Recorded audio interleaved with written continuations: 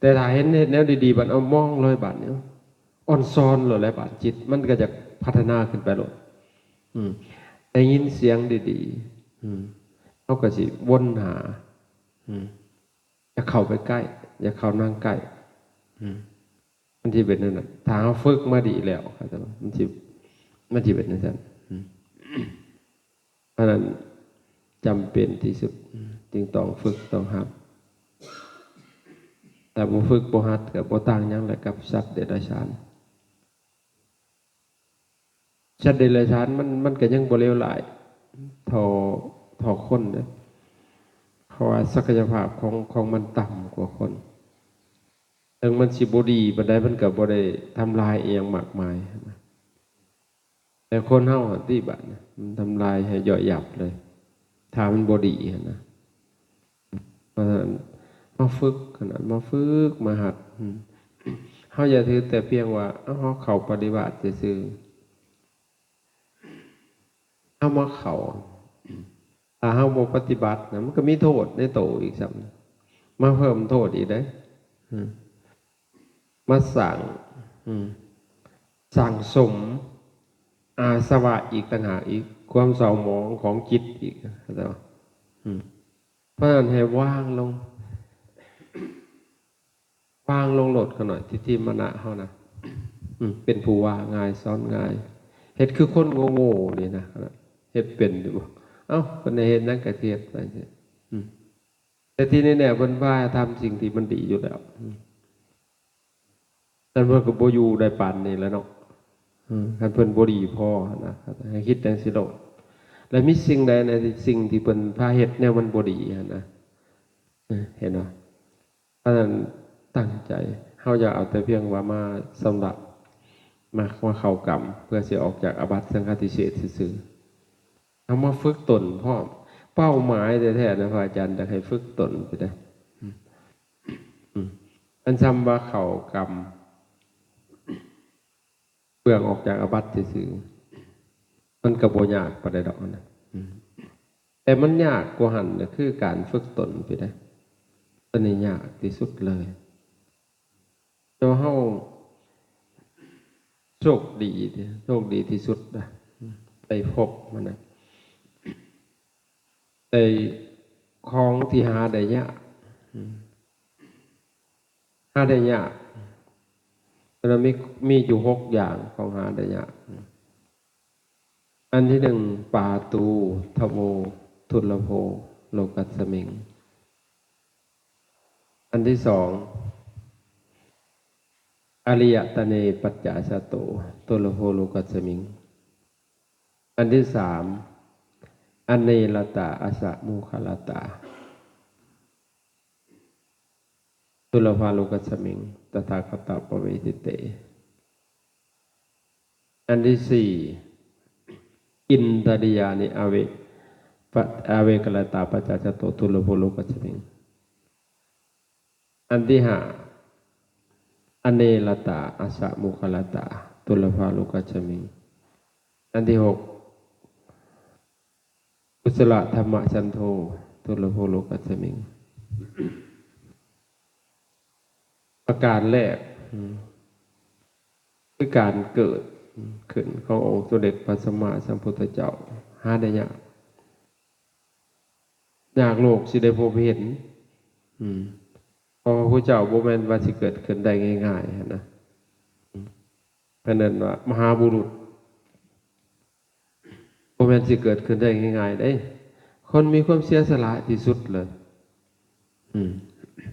เพื่อคนอื่นนะทำเพื่อคนอื่นถ้าผู้ใดเคยทำเพื่อคนอื่นสิเข้าใจได้ว่ามันหนักหน่วงมันเป็นภาระแม้กระทั่งคำว่าครูเนี่ยนะไม่ใช่ว่าครูทำหน้าที่ที่นักหน่วงในครูนะแต่ครูสอนต้องเงียนด้วยกันได้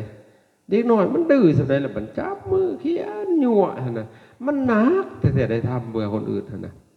เพราะจิตใจมันหลายดวงนะบางคนก็พยศบางคนก็งี่เง่าบางคนก็ได้บอกแล้วบอกอีกด้วยอำนาจของกิเลสตัณหามานะทิฏฐิมัญญาทุกสิ่งทุกอย่างมันมีเบิดมันสังสมมามันยาก แต่ก่อนเพิ่นสิเป็นครูได้เพิ่นก็เป็นลูกศิษย์ซะก่อนเพิ่นฝึกมาแล้วก็เอาประสบการณ์เจ้าของมาสอนอันนี้มาทั้งครูทั้งโลกแต่ครูทั้งธรรมนี่ติบัดนี้ครูบาอาจารย์มันต้องฝึกใจเพิ่นอีหลีได้ต้องมีความอดทนที่สุดต้องมีธรรมถ้าบ่มีธรรมบ่ได้ดอกเพราะอย่างทั้งโลกมันยังมีค่าอย่างรางวัลเนาะในการสอนนะอาจจะบอกกินเงินเดือนเลยอันนี้มันบ่ได้มีเงินเดือนแต่มีแต่เสียเรื่องเดียวเลยเนี่ยนะอาจจะบอกแต่เป็นหยังคือทำฮักศาสนาฮักคุณงามความดีนะยอมให้ฮอดเขาด่าพุ่นเลยทุกสิ่งทุกอย่างพุ่นแหละแต่ก็สร้างมันทำเพื่อคนอื่นนะด้วยความเมตตานะแต่เฮาบ่เคยเป็นครูบ่เคยเป็นครูบาอาจารย์เฮาบ่ฮู้ดอกจิตใจเฮานะมันบ่เป็นง่ายได้ขนาดนะถ้าวันหนึ่งพวกท่านได้เป็นครูบาอาจารย์ท่านได้มีลูกศิษย์พวกท่านสิฮักลูกศิษย์ท่านที่สุดเลยแล้วก็สิมองตามอยู่ตลอดเขาอยู่จะได้เป็นจังได๋ไปบ่สร้างยางบ่งามแต่บอกอยากให้ดีหั่นแหละถ้ามันดีจ้างก็บ่เว้าบ่ได้ดูเว้าปานใดคืออาจารย์มาฮอดจุดนี้อาจารย์บ่อยากเว้าแหละมาฮอดจุดนี้บ่คือแต่ก่อนมันอยากอยู่เฉยๆอยู่สบายมันมีความสุขดีคืนนึงก็ไข้เบิดคืนอากาศแปรปรวนแล้วก็ไข้ไอเจ็บหัวบัดไขมันขึ้นบ่ก็คิดไปยางว่ามันก็บ่ได้กินยุกกินยาเนาะมีแต่เบิ่งมันไปซื่อเตือก็หนาวหรือเตือก็ร้อนก็เป็นธรรมชาติของมันนั่นแต่ซ้ำเป็นคู่กับยังนางหน่วงและเป็นพระพุทธเจ้าเนาะเป็นพระศาสดานะเจ้าของคำสอนการสร้างบารมีบ่เป็นง่ายความปรารถนาตั้งความปรารถนาไว้บ่เป็นง่ายปัญญาธิกะสถาธิกะวิริยะธิกะต่างเขตกันต่างสมบุญต่างสมบารมี10จนเต็มนะในเมื่อตัดสรู้แล้วก็ต้องมาบัญญัติพระธรรมวินัยสอนคนนะสอนฟรีๆให้คิดว่างั้นแหละสอนฟรีแล้วค่าอยู่เลี้ยงพร้อมหันที่ว่าเลี้ยงทั้งกายเลี้ยงทั้งใจนะอธิศักดิ์มันหนักหน่วงแต่ว่าอยากโลกสิได้พบเห็นการอุบัติบังเกิดขึ้นขององค์สมเด็จพระสัมมาสัมพุทธเจ้าอยากโลกสิได้พบเห็นถ้าหากบ่มีบุญคิดเบิ่งอยู่ในปาฐกัปเฮานี่กัปที่เจริญรุ่งเรืองมีพระเจ้าตั้ง5พระองค์ผู้มาตรัสรู้นี่ก็องค์ที่4แหละแต่เฮาก็บ่ได้เห็นจักองค์บุญเฮามันจำได้เด้อมันบ่ได้ปลอดภัยได้พวกเฮาซุมื้อนี้ชีวิตพวกเฮาซุมื้อนี้บ่แม่นปลอดภัยนำที่อยู่ดอกเสิร์ชโลดเจ้าสิไปอยู่ไสก็สร้างมันบ่ปลอดภัยเพราะจิตเจ้ามันยังบ่ปลอดภัยหมายถึงในวัฏสงสารนี่ถ้าเฮาตายไปปึ๊บมันสิไปไสล่ะบัดมันน่าเป็นห่วงเฮาเกิดขึ้นมานี่เฮายังว่าโชคดีแล้วตายจากชาตินี้ไปได้สิไปไสบัดจักสิไปเป็นเปรตเป็นอสุรกายสัตว์เดรัจฉานจักสิตกนรกมกใหม่นะเฮายังบ่ฮู้เลยคติเฮานะถือว่ายังบ่ปลอดภัยเฮ็ดได้สิปลอดภัยละสังโยชน์ให้มันได้อย่างบ่ได้ละได้3นั่นแหละคือปลอดภัยในวัฏสงสารเวลาของเฮามันมีจำกัดมีกำหนดตายโตเลยบาดอย่างเช่นละสักยะทิฏฐิวิจิกิจฉาศีลพัตตปรมาสเป็นอริยบุคคลขั้นต้นเกิดอีกบ่เกิน7ชาติซ่าสุดประมาทสุดนะบ่มีภพที่8อย่างเช่นจากมวนนะฮะเสพกามมันมวนแต่ก่อนก็บ่เกิน8บ่เกิน7ชาติบ่มีภพที่8นะเขาต้องเป็นอรันต์นั่นแหละคือปลอดภัยเพิ่นเปรียบอุปมาเหมือนกันกับภาชนะหรือว่าหม้อที่บรรจุน้ำมันหรือว่าเนย ไว้ในหม้อแล้วเอาไปในน้ำแล้วไปทุบหม้อเศษกระเบื้องซุบหน่อเศษมันหม้อหันดินหินหันมันสิจมลงพื้นแต่ว่าน้ำมันเนยมันสิพูขึ้นหนาน้ำเฮ็ดจังไดมันก็บ่ลงสันได้กับสันนั่นจิตของผู้ที่เป็นอริยบุคคลมันสิบ่ลงต่ำนี่อโตสัมโพธิปรายโนเขาสิบรรลุธรรมในเบื้องหน้าหมายถึงเป็นอรหันต์แต่เฮาได้สันบาทนะละบ่ได้จักโตนะมันสิเหลือเพราะอนรกมันก็รอเฮาอยู่นะมันบ่ปลอดภัยบาทนะเพราะฉะนั้นควรจะตั้งใจฝึกฝนอบรมตนนี่แหละได้บวชมาเลยนะมันโอกาสดีแต่ในเฮายังสิคิดยังอยู่เฮายังสิรอยังอยู่หั่นนะนี่ประเด็นแหละเข้าถึงอริยบุคคลขั้นต้นมันจังสิปลอดภัยในวัฏสงสารแต่ถ้าผู้มีปัญญามากเนาะอริยบุคคลผู้ที่มีปัญญามากจะเกิดอีกภพหนึ่งแต่ก็ถ้าเป็นกลางๆลงมาก็เกิดอีก2 5 3ชาติก็บรรลุเป็นพระอรหันต์ปัญญามากเอกะGP เอาที่เกิดอีกมีพืชอีกเพียงครั้งเดียวนะเอกะCP หรือ PC บอกอย่างที่เกิดอีกเพียงชาติเดียวปัญญาหลายเด้ก็สิบรรลุเป็นพระอรหันต์แต่หากเอาปัญญาบ่มากปานกลางๆโกลังโกละเขาก็สิเกิดอีกเที่ยวเกิดอีก6 ชาติ2 ชาติชาติ1 2 ชาติ3 ชาติเขาก็จะบรรลุเป็นพระอรหันต์ก็ปลอดภัยแล้วมันอยู่ในกรอบเลยได้ตัดภพชาติในชาติลงแล้วนะที่นี่บ่ได้พบพระพุทธเจ้าแต่ก็ยังโชคดีอยู่ก็คือได้พบศาสนาขององค์สมเด็จพระสัมมาสัมพุทธเจ้าก็โชคดีที่สุดเลยอย่างอื่นน่ะมันหาเอาได้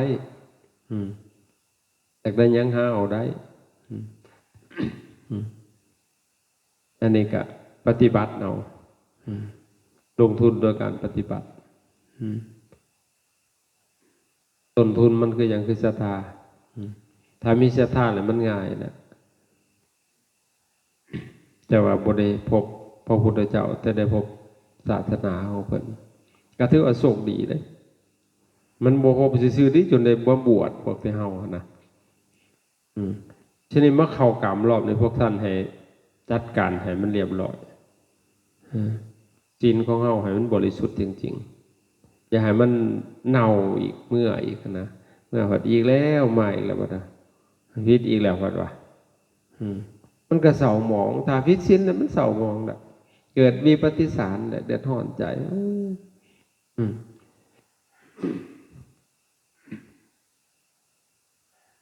ท่านมาเข่าก็ให้มันได้มาปฏิบัติบ่ห่วงกังวลอะไรเรื่องศีลนะสิจิตใจเฮามันผ่องใสสบายเฮามาหากัลยาณมิตรมาปฏิบัติมันย่ำได้กล่าวอีกแล้วพัดบ่สบายใจอีกแล้วพัดว่าผิดอีกแล้วผิดตั้งคติเศษอีกแล้วพัดว่าเอาแล้วบันธรรมะอันละเอียดไม่ให้กับเขาทั้งอย่างแล้วไหมเอาคักๆได้บวชแล้วได้พบศาสนาเป็นบ่พบซื่อๆจนได้บวชนะโชคดีไปกว่าหันอีก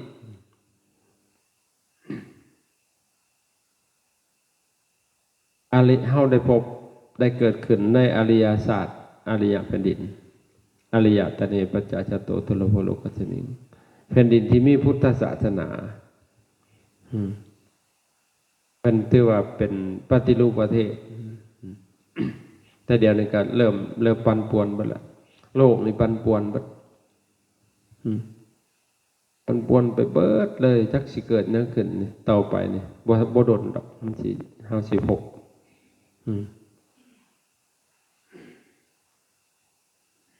เอาไปอาหารทะเลก็สิกินบ่ได้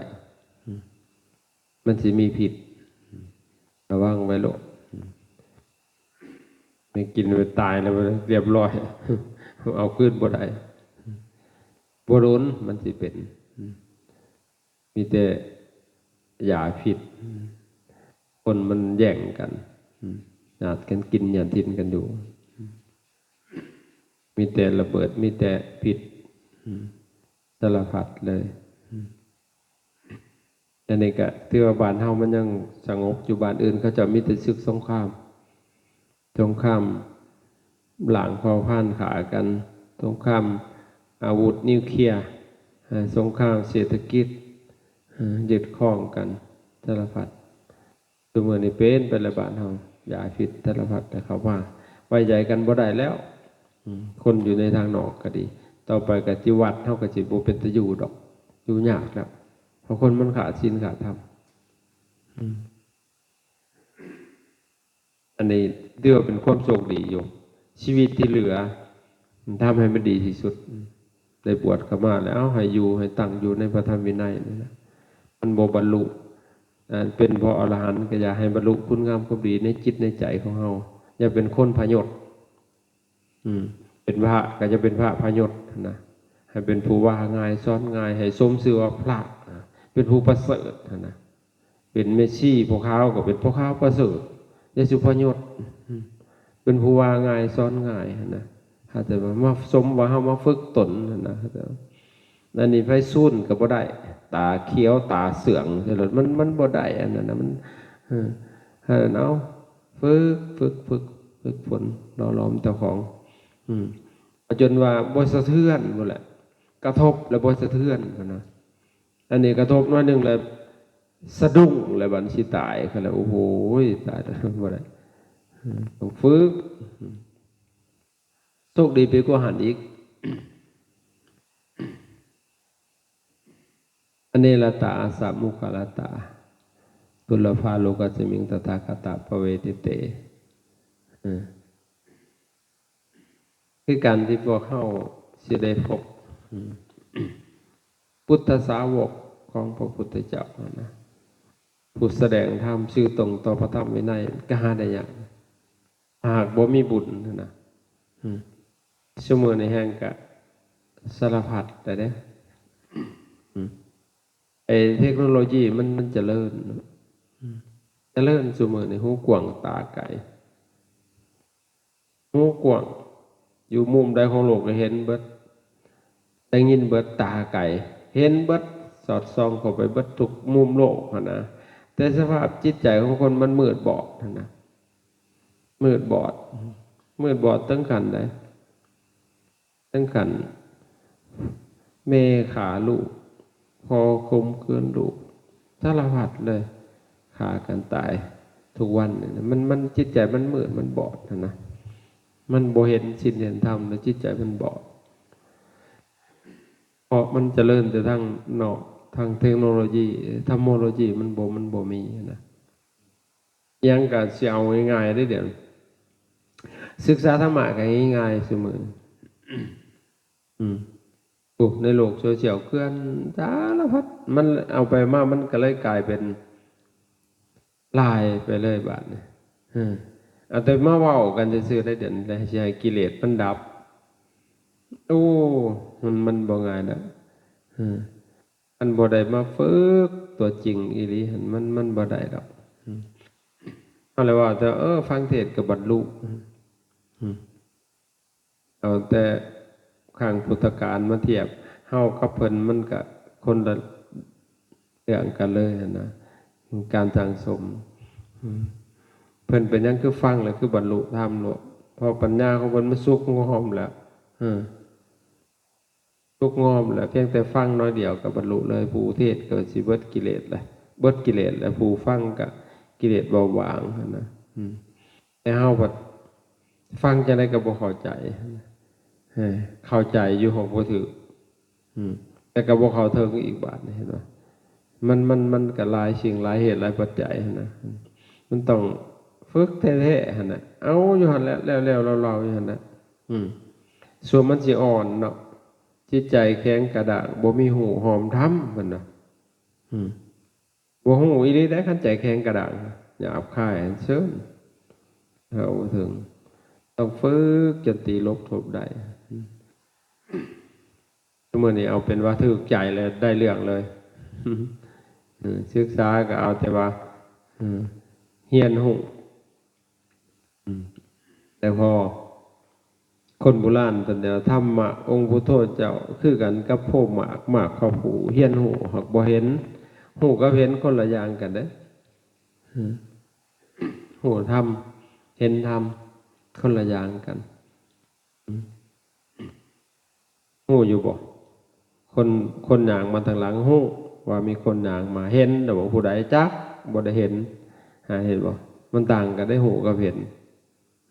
หูธรรมแต่บ่เห็นธรรมนะพระเจ้าจึงว่าผู้ใดเห็นธรรมผู้นั้นเห็นเฮาเฮาบ่ทันเห็นพระพุทธเจ้าอันเห็นธรรมแล้วเห็นเพิ่นแล้วบัดนี้เอาถึงธรรมเห็นธรรมเห็นพระพุทธเจ้าเห็นพุทธะน่ะธรรมะอีกอินทริยานิอเวกัลตาปัจจชโตทุลโภโลกัจจมิงการที่เกิดขึ้นมามีอินทรีย์ครบถ้วนหาได้ยากได้บัดก็สิได้บวชนะยากการ32สิครบบางคนเนี่ยเกิดมาครบเบิด32ถ้าเป็นบ้าก็มีคิดนะเกิดวิปริตคนก็เป็นกระเทยเป็นบันเดาะเป็นเกย์เป็นพวกนี้มันบ่ให้บวชเด้เราได้ให้บวชเด้บวชมากกับบ่ได้บรรลุธรรมมันกันใช่ไหมเป็นบ่ให้บวชคนสองเพศเป็นบ่ให้บวชก็ง่ายว่าบางคนนั้นไบเซ็กชวลเอาได้ทั้งยิงทั้งชายแล้วก็บ่ได้ให้บวชนั่นน่ะถ้าเฮาสิบวชเฮาต้องตัดสินใจเอาเพศเดียวบ่ยุ่งเกี่ยวแต่ตัดสินใจแล้วบวชมาแล้วก็เป็นแงงไปคือเก่าเพราะมันเคยสังสมมาได้มีมารยาแต่เพิ่นบ่ให้บวชเพิ่นบ่ให้บวชก็ต้องเป็นโยมนั่นแหละเป็นพวกขาวได้อยู่จังนั้นเป็นเน้นมาปฏิหากินเน้นนำกันอีกบาดเนี่ยเสียอีกแต่ว่ามันเป็นจังซั่นได้นะพระเจ้าเพิ่นเห็นแต่ว่าเฮามันสมบูรณ์ได้เฮามันได้บวชมาแล้วได้สมบูรณ์ได้มันก็เป็นความโชคดีของเฮาที่มีอินทรีย์ครบถ้วนยากได้เนาะสิมีครบอันอื่นมันบ่ยากได้อันอื่นขั้นชุมนี่มันครบหรือมันหาเอาได้เด้ถ้าตัวนี้บ่ครบแล้วก็คือวิวัฒน์ไปบัดนั้น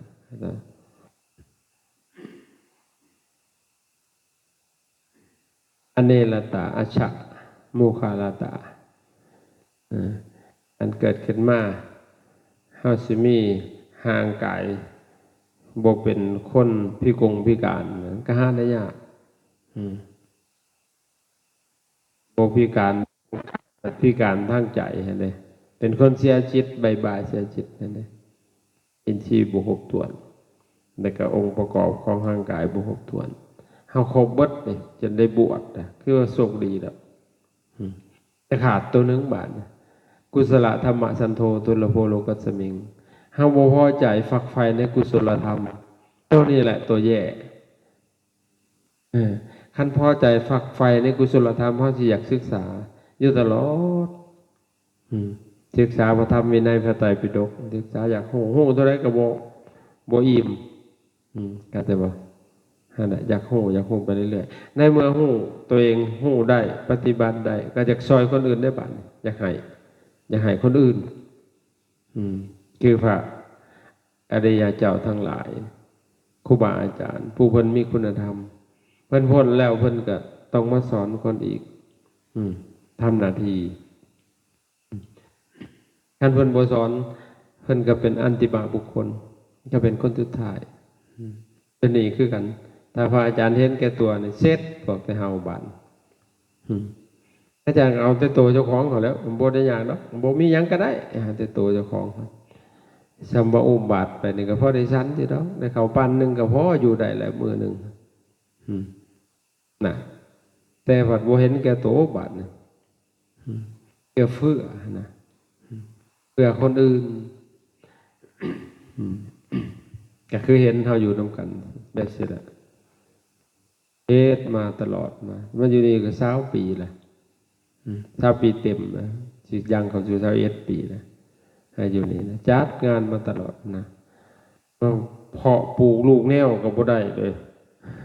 หาสงกับมาลองงอยโอ้ยเฮาบ่มีความเสียสละบ่มีความเอื้อเฟื้อมันยากเสียเหลือเกินนะเฮ็ดคือพระอาจารย์เฮ็ดมันก็คือสิเจริญอยู่โดยเฉพาะเฮาเข้ากับมือสุดท้ายสิหาพระมาอำพานกรรมบ่ง่ายเลยอาจารย์ผู้เคยเข้าก็เสเติดเมื่อไรก็แล้วบ่ต้องเอาบ้านฮู้จักจะมาเข้ามันก็ยากแต่ว่าโอ้บ่ง่ายเลยถ้าผู้ใดเคยเป็นครูบาอาจารย์และมีคุณธรรมด้วยนะมีความเสียสละเฮาสิฮู้ดอกก็บ่ง่ายเลยหั่นนะเพราะฉะนั้นเฮาก็เป็นผู้ว่าง่ายสอนง่ายอย่าจะเป็นผู้ว่ายากสอนยากฝึกตนหอดโมงหอดเวลาเพิ่นก็พากันมาเฮ็ดมาทำแล้วก็เรื่องไอ้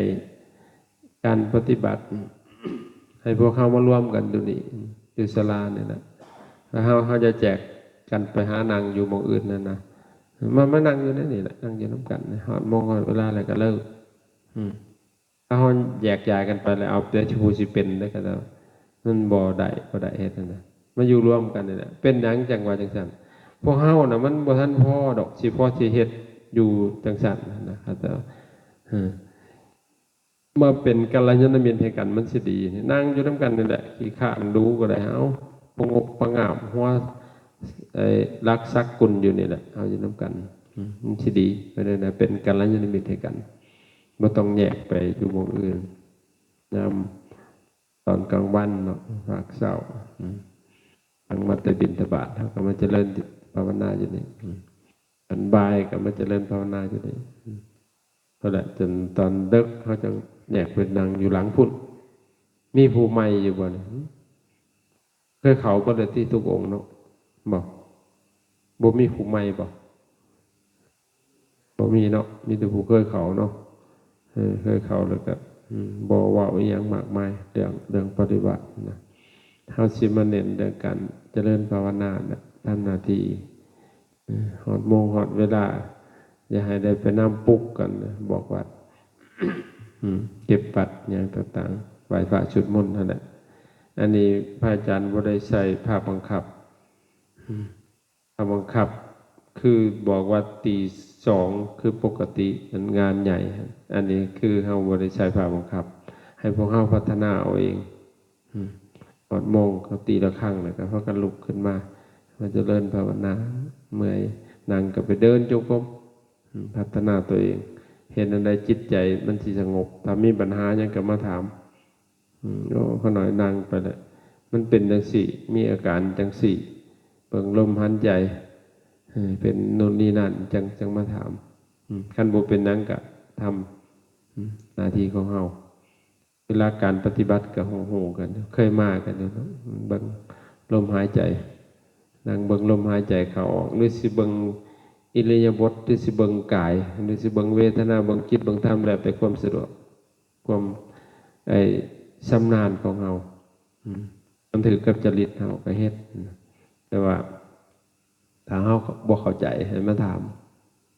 มันจังสิได้พัฒนาไปได้แต่เฮาบ่เฮ็ดตามใจเฮาเด้อเฮ็ดตามใจเฮาแล้วบ่อยากเฮ็ดนำหมู่บ่หมู่เฮ็ดก็เฮ็ดนำกันอย่าเอาเปรียบกันอยู่นำกันเวลาครบเวลาฉันหอดโมงหอดเวลาก็มาฉันนำกันผู้ใดบ่ลุกก็ไปปลุกเอาย่านว่าเพิ่นหลับนอนยามปฏิบัติก็คือกันอย่าไปเอาเปรียบกันมันบ่ดีดอกจิตใจมันต่ำกันคิดนั่นเอาซ้ำนั่นแหละอากาศก็เปลี่ยนแปลงตลอด สุขภาพบ่ไหวหนาว